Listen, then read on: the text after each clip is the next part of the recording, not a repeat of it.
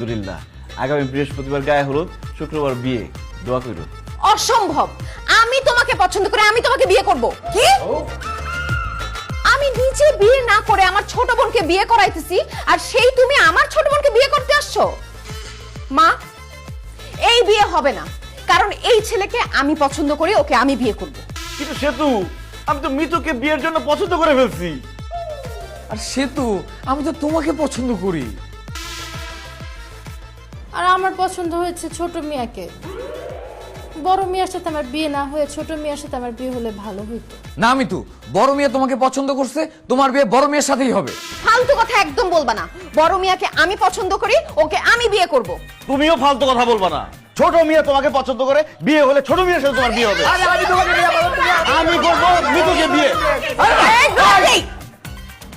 কে কারে বিয়া করবে সেটা নিয়ে নিলাম চলতেছে বিয়াই। আবার তো মাথা ঘুরতেছে।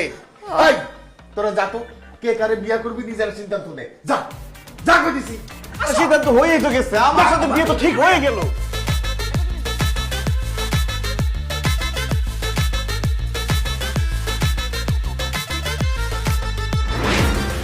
বড় মিয়া, তুমি যদি বলো তুমি মিতুকে বিয়ে করবা, আরেকবার যদি বলো আমি ছাদ থেকে লাফায় পড়ে নিজেকে শেষ করে দিব।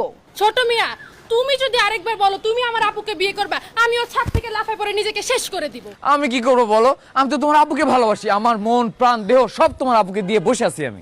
আমিও আমার মন প্রাণ দেহ সব, না এখনো দেহ না, দেহ বাদে সবকিছু বড় মিয়াকে দিয়ে দিছি।